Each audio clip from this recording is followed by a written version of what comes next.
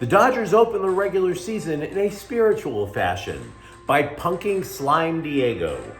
The Lakers lose as many as 3 players to injury for the rest of the year, and USC opens spring practice with the scribes on the outside, desperately trying to look in. Good morning. I'm James. This is your daily dose of sports and snark for the greatest sports city in the world, Los Angeles. This is the faithful Angelenos morning report. So, it is March 20th, 2024. I lied. I said I was going to sleep through the Dodger game, but if there's one thing I remember from the COVID lockdowns, I totally crush on Korean baseball cheerleaders. I wasn't with my wife then. ESPN was showing Korean baseball. What can I tell you? Let's get talking about LA sports. If you like being in the know about LA, clickety-clack the like button. Clickety-clack the subscribe button. There's a notification bell. Hit that. It'll let you know when we drop new content. Sharing is caring. Let people know we exist. And by all means, comment. You know this by now. I love hearing from you guys. So before we go through the news and notes, look at the scoreboard. Dodgers 5, Padres 2. Normally, the scoreboard isn't the top story, but with the Dodgers having spent $1 billion in the offseason and getting treated like rock stars in Korea, for Pete's sakes, there was a bomb threat at the stadium. They're so important. You got to make it the top story. So yeah, by the way, I'd like to go give a side note with a message to Kevin Acee of the San Diego Union Tribune. You're a simpleton. You're a moron. You see, the Scum Diego press corps spends a lot of time trying to write about how they in that town are better than Los Angeles, with 0 titles. That town is the poop-talkingest, have-nothingest sports city in the entire world. So it wasn't a surprise when AC decided to dismiss the Dodgers as irrelevant. They're being treated like the Beatles. There's bomb threats at the stadium. They spent $1 billion in the offseason. And oh, by the way, they have in fact won a title in your lifetime. So maybe they're just not as irrelevant as you think they are. What a projection that is. You need psychological help, sir. You and the rest of the Slum Diego press corps. Now, claiming a team that's World Series or bust every single year is the opposite of irrelevant. Now, as for the game, the Dodgers rally with 4 runs in the 8th. Shohei Ohtani, 2 hits in his debut. Mookie Betts, another couple of hits. Tyler Glasnow allowed both Padre runs in his 5 innings of work. By the way, one other note, ESPN wondered aloud if, since Shohei Ohtani got married, if that makes his wife the Taylor Swift to Ohtani's Travis Kelce. Can we not go through this again? Like, seriously, can we not? Can we just let her cheer for her husband and not have a wife cam? Possibly. Asking for like every real sports fan out there, just saying. Meanwhile, Kings 6, Chicago 2, Anze Kopitar scores twice.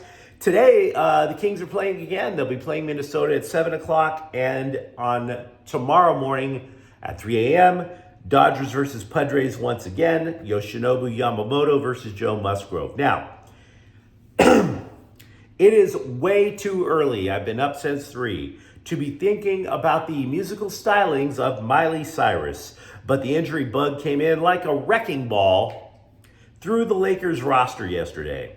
CBS Sports is reporting that as many as 3 players, including at least 1 starter, will miss the rest of the regular season due to injury.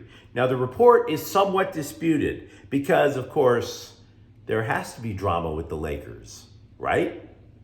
Jared Vanderbilt was the definite starter, but he has been out with foot sprains for almost 2 months so far.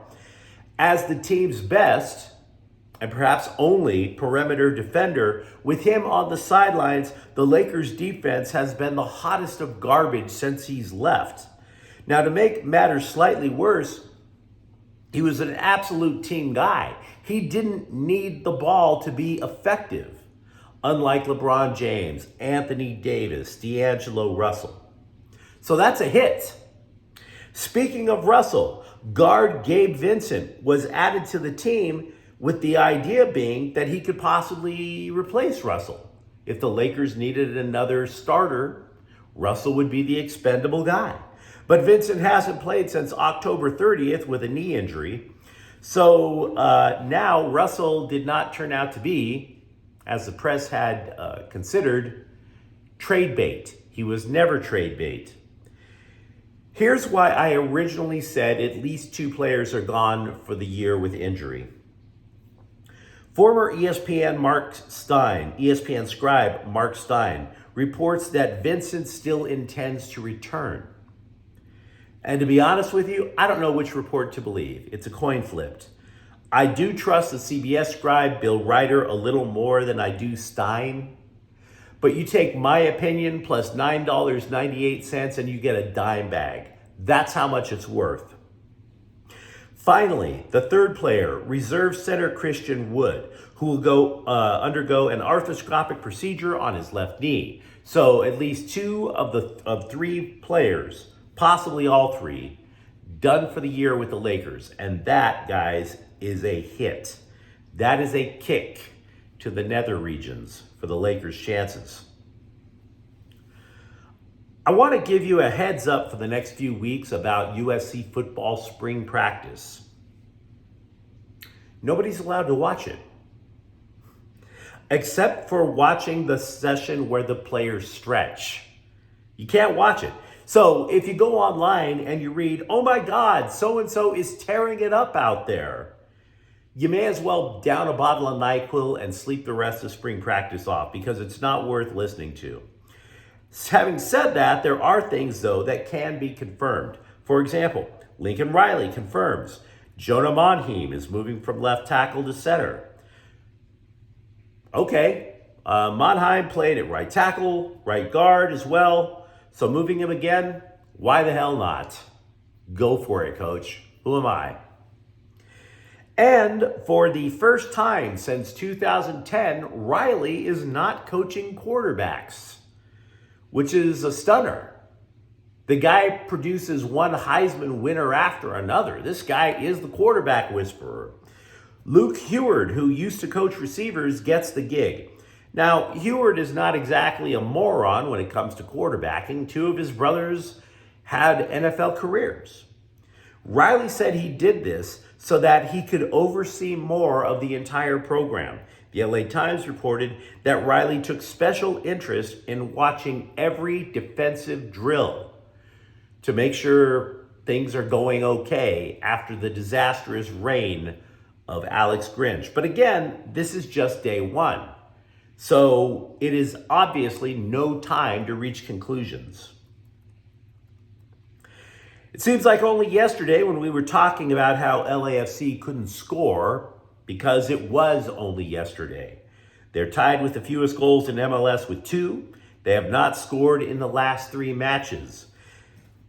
Help may be on the way, albeit in a few months. The Athletic is reporting that LAFC is talking with AC Milan striker Olivier Giroud when the Legends contract with the Italian power is up in the summer. Not only that, LAFC has something called discovery rights, which means if another team does want to sign him, they have to negotiate first with LAFC. So if you are a Galaxy supporter, as I am, and you think he would fit in just neato in the middle, in the center forward spot, that's not going to happen. It's totally not going to happen. Now, Giroud, who won the World Cup with France in 2018, is that nation's all-time leading scorer in international play with 56. He also helped Milan win Serie A in 2022. But here's the thing. He's 37. He's not going to be giving you 90-plus minutes. Let's cut to the chase. Now, this move, if in fact it happens, and they're just talking, according to the press. But if this move would happen, perhaps it could be something similar to a couple of years ago when LAFC brought in Welsh legend Gareth Bale as sort of a super sub. Now, Bale paid dividends. The Black and Gold won MLS Cup that year, but the difference between then and now is LAFC had plenty of offense in its starting 11, and then you'd bring in Gareth Bale, and there'd be no drop-off for the 10, 20 minutes he was running around out there. That's not the case now. LAFC can't score. They're going to need more ideas to get the ball in the net. CBSSports.com said the Rams signing guard Jonah Jackson was the 9th best move in the NFL offseason. 9th. I get it. Signing an offensive line, especially interior offensive line, doesn't exactly put you in the pantheon of genius offseason moves. But why was it the 9th? Well, we already told you about why it was so good the moment that move happened. You have Jackson at one guard combined with Kevin Dotson and Steve Avila being moved to center. You're now looking at about 1,000 pounds of muscle right up the middle to try to get past. Good luck trying to get to Matthew Stafford with that route. You're going to have to think of another way.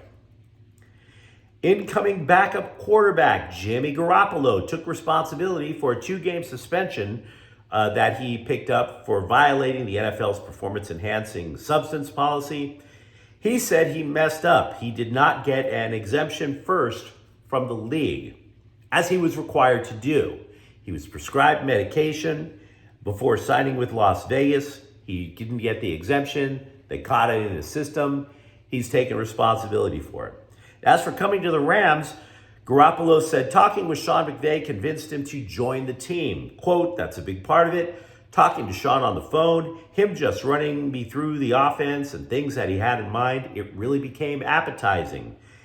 And I know a lot of the coaches here, so a lot of familiarity in that respect. And then having played against the Rams a lot in my career, I've seen a lot of good things from LA, unquote. Speaking of Rams quarterbacks, or possibly former Rams quarterbacks, Georgia coach Kirby Smart said Stetson Bennett is working out and hoping to resume his pro career, whether it's with the Rams or another team. Working out. Like a training montage in a Sylvester Stallone movie is going to be enough for this guy. Look, we don't know with certainty what happened, but here is a timeline for Stetson Bennett after winning the national title with the Bulldogs. I get arrested for accused public drunkenness in Dallas. I play meh for the Rams in the preseason. I disappear, and then I won't let anyone disclose why. So unless I see that dude showing up to a team meeting with a wheelbarrow full of Alcoholics Anonymous chips, I don't care how many times he can bench press 225. Right? I don't think it's the physical part that we have to worry about with this guy. Trevor Bauer will pitch 6 games for Diablos Rojos of the Mexican League. Nice to see a guy trying to rehab his personal image joining a team named after Satan, right? The former Dodger pitcher, Cy Young Award winner, and pariah hasn't received an offer from a major league team. Look, many of us know the case back and forth. And if we're going to be totally blunt with each other, and I try to be honest with you guys about everything, I look at the fact that the case never went to trial. I see the text messages that the alleged victim sent, and I don't have any legitimate reason to think Bauer sexually assaulted anyone. I don't know what happened. I'm not saying I know. I have no idea. But I do know one thing. If you are trying to get a comeback from something like that, from those sort of accusations, you shouldn't sign a contract with Diablos Rojos. You should sign a contract with a Mexican team called Nosotros no queremos sexo con extraños. Nosotros no queremos sexo con extraños. Even if you have to go through the minor leagues of that team first. The Chargers had expressed interest in chatting about a new, albeit smaller, contract for wide receiver Mike Williams, who they cut. That's not going to happen. He signed with the Jets. Maybe Aaron Rodgers will be able to walk by then. We'll find out. But you let me know what you think in the comments thread. How relevant are the Dodgers to you, unlike the San Diego press corps? What would you do with the Lakers, seeing as how they are down about almost a third of the roster? And if you enjoyed the content, don't forget to subscribe to Faithful Angelenos. We talk LA sports here every single day. Thank you for watching. I'm James. We'll be back tomorrow. Faithful Angelenos is a Kian Corte El Queso production. Take care.